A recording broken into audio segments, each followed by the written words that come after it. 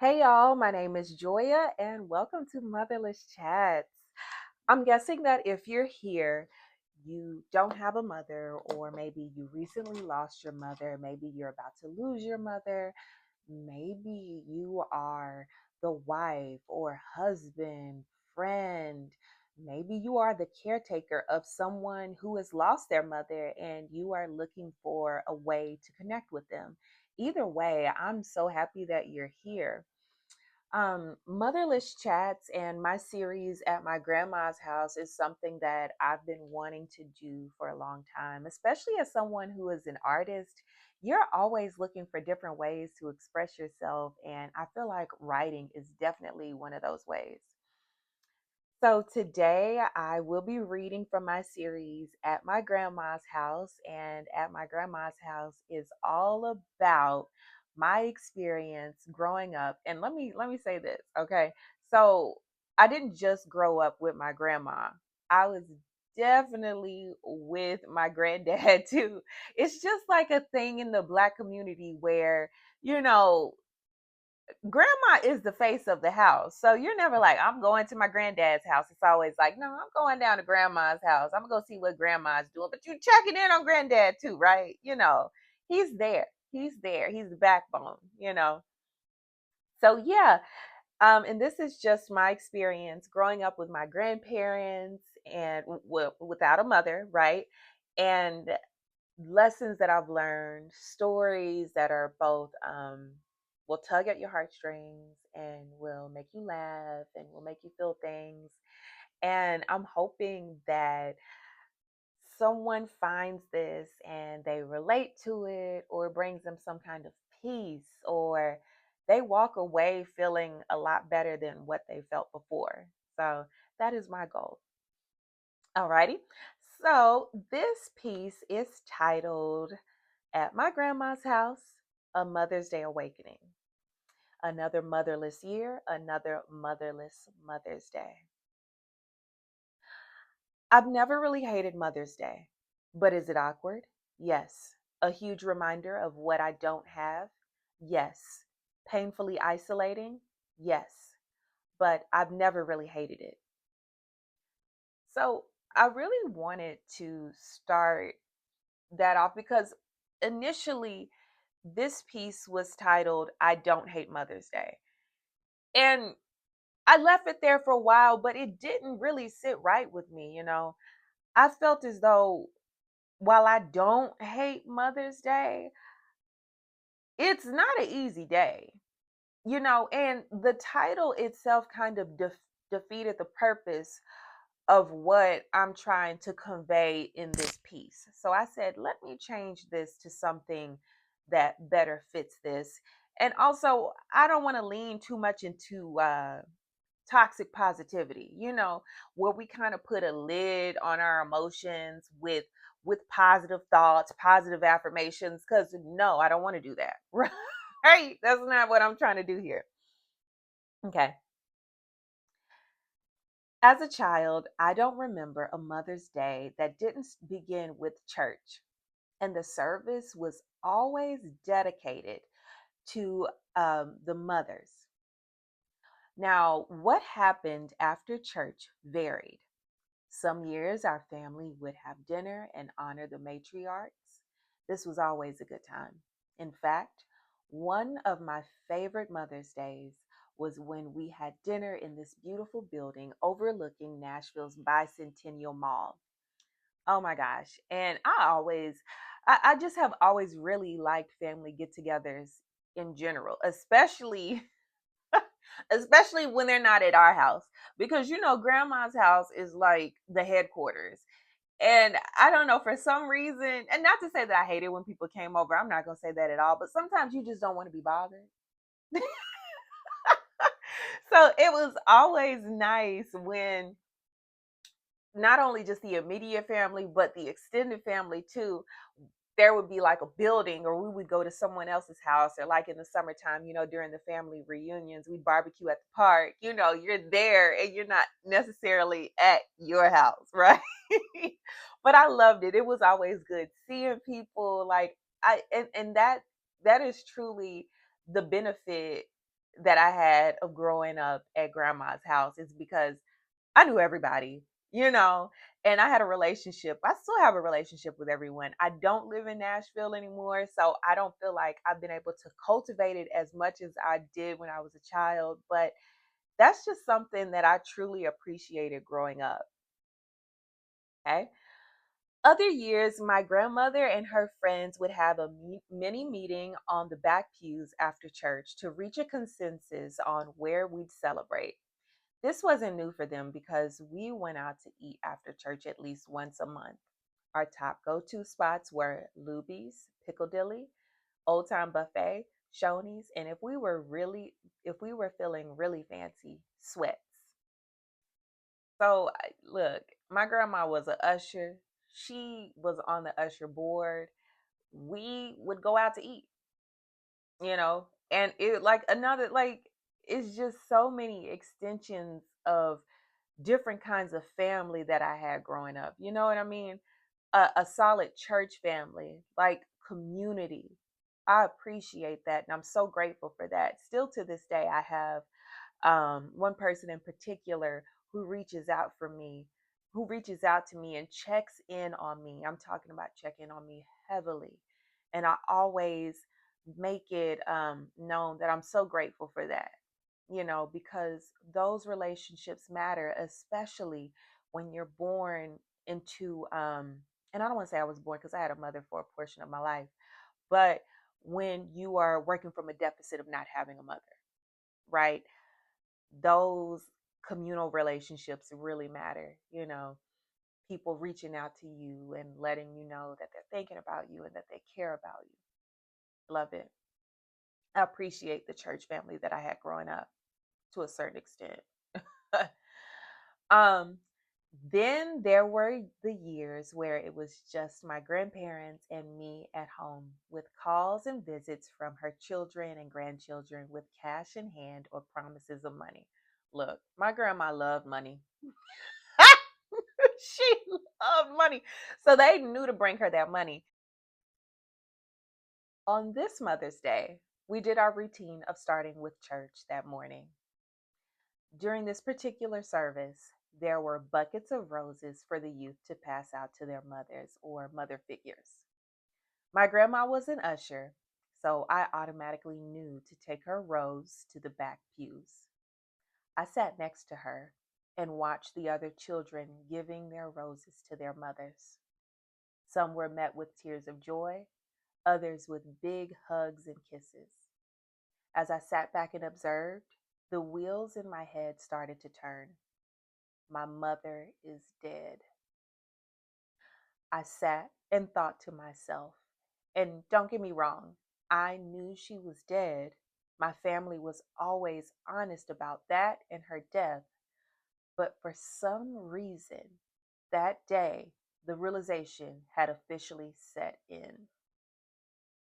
I felt uncomfortable for the rest of the service. And I'm going to stop there because I do remember this. And not only feeling uncomfortable, but feeling awkward like, oh my gosh, everybody is looking at me because I don't have a mother. This poor girl doesn't have a mother. Oh my goodness. I was having all of these feelings. And at that time, I was a child, I wasn't used to handling the big feelings that I was having, let alone the realization that my mother was dead. Like I said, I knew she was dead.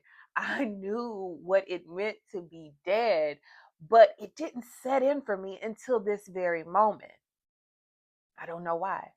I don't know why that happened like that. And, like, I guess, my grandma used to say all the time, it's just one of those things, you know.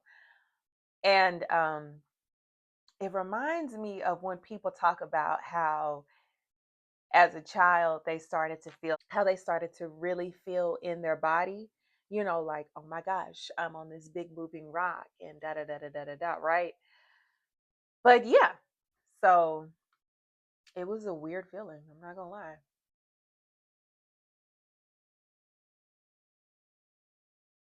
Then on the way home, feelings of jealousy and sadness arose inside of me, replacing my prior feelings of discomfort. Everywhere I looked, there was a family, specifically a mother and her kids. It felt as though I was the brunt of some terrible joke, like everyone was going out of their way to say, hey, look at what you don't have. Guys, I'm not exaggerating this at all. Like, and mind you, my grandma had to drop off her friend. So, and also, this is my grandma. If you know anything about the church grandmas, they are gonna stay after church and talk and linger for a while. So I'm holding all of these big feelings inside, and I'm not knowing what to do with these feelings. And I'm looking at all of these people, and I'm like, oh my gosh, they have a mom, they have a mom, they have a mom, you know. And it's so funny because there were definitely people at our church who, while not the same circumstances as to why they were living with their grandparents as me, they were definitely with grandparents. You know, even my grandma's friend, her grandson was with her, right? But when you are in that mindset, all you can look at is like, this is what I don't have. You're not really like, oh my gosh, this person is also like that, right? But it was a strange feeling, y'all. Strange. Um, Once we got home, I didn't even rush to put on my regular clothes like I usually would. Instead, I sat on the porch in full church attire and stared at the daffodils that lined one side of our driveway every spring. They always brought me a lot of joy because I could actually make what looks like a full bouquet to me at the time with them, instead of the mini bouquets I'd make with the white clovers in our yard. And guys, that's such a memory for me. I had to put that in there. I loved being outside as a kid. It really brought me so much joy. It brought me so much peace. I loved it. I'm still an outside person to this day. You know, especially living in California and with the weather being so nice, I love to go outside and just go to the park and get grounded. I carry a blanket in my car, you know, and I didn't, you know, as a child, even I'm having a realization now, like as a child, that was like a form of grounding for me, you know. We have these practices that we keep with us. That's why it's very important for you to hang on to that inner child, at least some practices from what you were doing as a child, right? That's so funny. I love it. I wanted to figure out what to do with these complex feelings that I'd carried home with me. Then I had what I thought was the perfect idea. My grandma was cooking, so I grabbed the kitchen house phone so she couldn't eavesdrop on my conversation and headed back to the porch. I doubt the one person who I knew would understand me. We'd shared clothes and secrets. Everyone always thought we were sisters. She was smarter and braver than me, and I looked up to her for it. My preteen mind at the time just knew that she'd bring some words of comfort and wisdom to me. I could literally feel my problems leaving, listening to the ringing tone. But as soon as she answered the phone, I heard her and her mother laughing and joking, having a good old time. And there it was again. Those feelings of jealousy and sadness began to taunt me with the fact that I don't have a mother to laugh and joke with. Y'all, this was literally torture for me. I'm not gonna lie, because you know, you're trying to call somebody who you're like, oh, she's gonna get me, she's gonna understand me. And for that to be the first thing that I hear when she picks up the phone, you know, I love them both, you know, but I was just like, wow, I'm really being, you know, played with here. I don't like that. You know, it was just like, I'm telling you, that day everywhere it just was so blatant that I didn't have a mother. Like it was so crazy how it was sticking out to me so much. Ooh, y'all. did I leave off? I swallowed the lump in my throat and held back tears with just enough courage to say her name. She answered, and I immediately followed up with a seemingly normal, "What y'all doing?" But their laughter ignored it. At this point, the waterworks had started. I sat there silently. I wasn't really listening to what they were saying. I just knew they were talking to each other, not me. I'm not even sure I was completely present with them at that time. Joya, she'd finally come back to the phone. And that's when I said in a low, tear filled voice, "Everybody has a mama but me." And I don't know what I was expecting, but when she said, "Huh?" and went back to laughing with her mother, I hung up. Y'all, I'm telling you, it and we experience this even as, teenagers and adults. When you feel like you're not connecting with someone or someone's not understanding you, it's frustrating. And I'm pretty sure as people here who don't have mothers, it's kind of hard for people to relate to you. Like people don't even want to think about the fact of not having a mother, you know, let alone talk to you about you're not having one, right? It's awkward for them, I'm guessing, or they just don't want to think about it, like I said.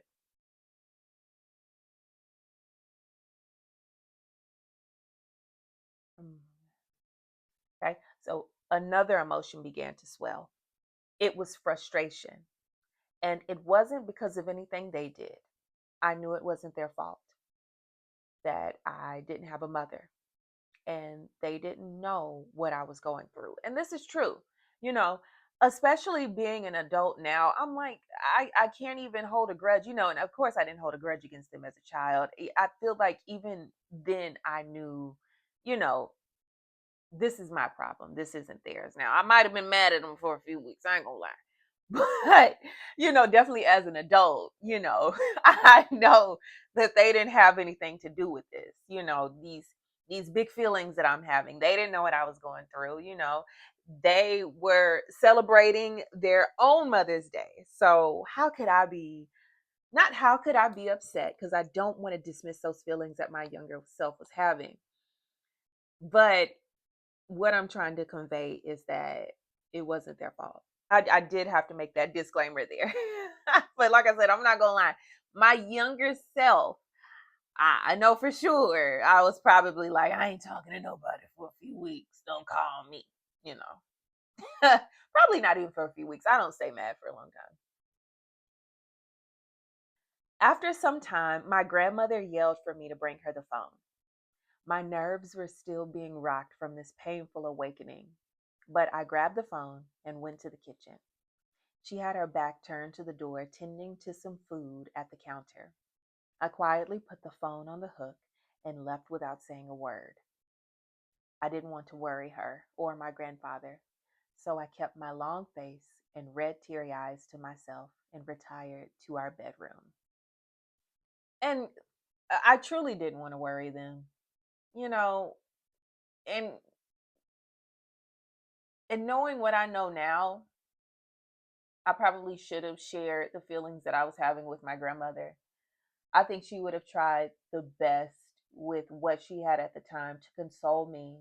But I genuinely didn't want to worry her or my granddad. I didn't want them to think, "Oh my gosh, she's it's happening. She's going crazy. This is happening." And da da da da da da da. You know, because they're quick to call you crazy when you don't have a parent. I'm just,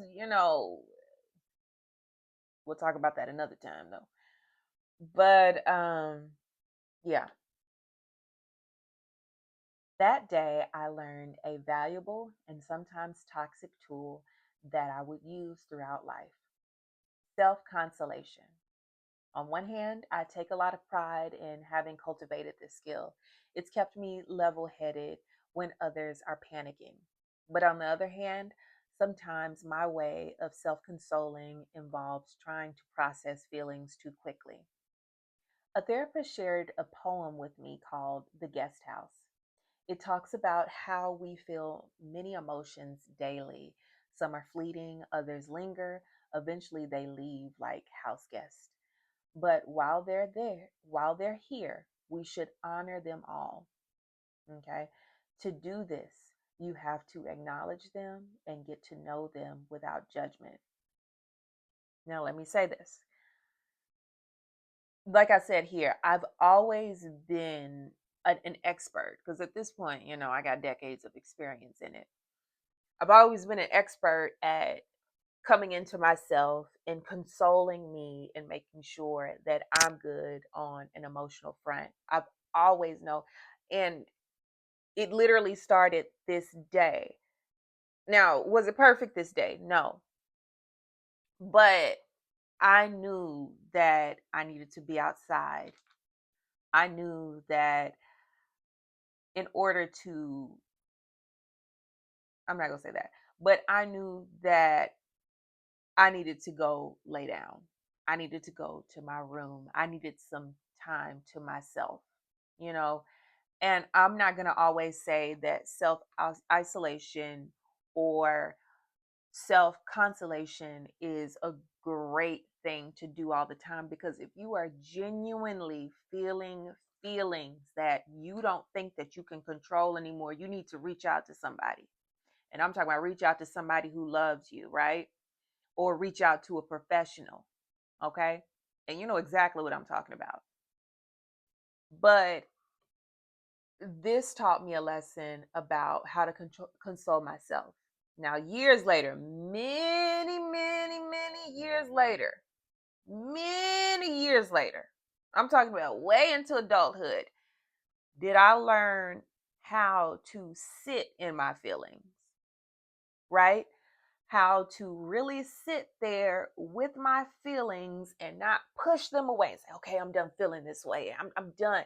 And of course, I never want to fester in anything, but sometimes you just have to sit. Sometimes you just have to sit and be like, this is how I'm feeling today, right? And you don't have to take it out on anybody else. In fact, that's when you need to isolate yourself. You don't need to be out in front of anybody when you're feeling away, projecting that energy onto them. Find you a nice quiet spot and just say, I'm feeling away today, right? This is how I feel. I'm upset. I am sad. I am having all kinds of feelings and I'm mad. Go out on a walk. That's a great way to isolate yourself, but you're still out in nature and you're moving, right? And like I said, let me pull up the guest house. This is a beautiful poem by Rumi, and I'm so glad that my therapist at that time shared it with me because it's been a valuable tool for me. You really do have to sit into those feelings and not judge them. Do not judge those feelings that you're having. You know, your feelings are important. Here we go. The guest house.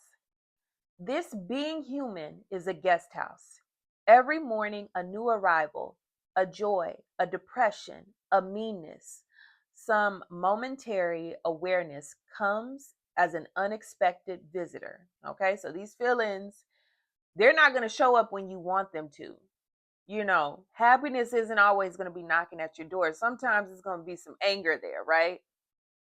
Welcome and entertain them all, even if they are a crowd of sorrows who violently sweep your house, empty of its furniture. Still treat each guest honorably. So this look, I ain't even gonna lie to you. That takes a lot of work to even be like, okay, this person is tearing up my house. These feelings are really tearing up my nerves, but I really have to sit down and honor these feelings. It's not easy, it takes practice. I would be lying to you if I said that I had mastered this, because sometimes you want to get up and say, hey, get up, right? um, He may be clearing you out for some new delight. And that's another thing. You're feeling these feelings, and you're sitting in it. But by you sitting there and really learning those feelings, you're learning yourself, you know. You're learning your triggers. And when you learn your triggers, you know how to kind of how to move when somebody's triggering you, right? You know how to be like, all right, I'm not going to take the bait for that because I know that's going to make me feel a type of way. The dark thought, the shame, the malice, meet them at the door laughing and invite them in. I don't know if I'm laughing when I meet these things. You know, I have been so mad that all I could do was laugh. But and it's not even like mad, it's just like, you know what? Because there's nothing I can do but sit here with these feelings and feel them, right? Be grateful for whatever comes because each has been sent as a guide from beyond. And they're right. Like I said, you'll learn yourself this way by sitting with those feelings. You'll get to know yourself on a deeper level. Let me go back to my writing now. And to end, if I could go back to my younger self on the porch with the tools that I have now and console her, I would. But luckily, she's with me now and gets lots of love. And I love it.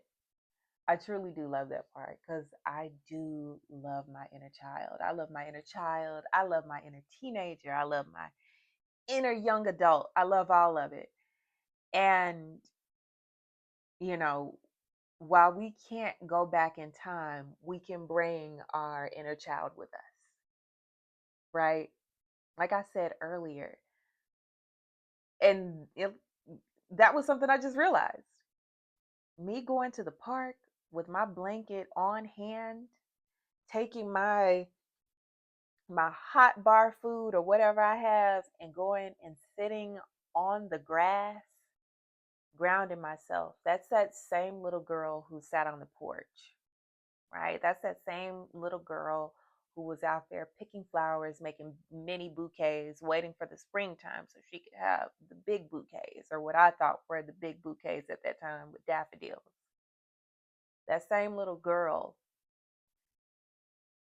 So that is the end of my piece, y'all. And like I said, y'all can go over to my Substack or Medium, and the series is titled At My Grandma's House. Right now, I only have three, but I'm steadily writing. I'm steadily working. I love sharing my experiences, particularly about growing up without a mother. It just makes me think about myself when I was younger and how in the 90s and the early 2000s, we didn't have this information readily available to us, right? But luckily, with this technology, YouTube, TikTok, what's that streaming one called? Twitch. You have people that you can click onto who have similar experiences as you, who could comfort you or show you the way. Y'all, I'll see you on my next video. And I hope you have an amazing Mother's Day and you have planned something great for yourself. Okay. Even if it's just staying at home, turning that phone off, not looking at social media, and doing a self care day, whatever that looks like for you. I hope that it's successful and you know that there are people on this earth who love you, and there are people wherever they may be. My belief is they are in heaven, but wherever you think they might be, that they love you from that place too. All right, y'all. Bye.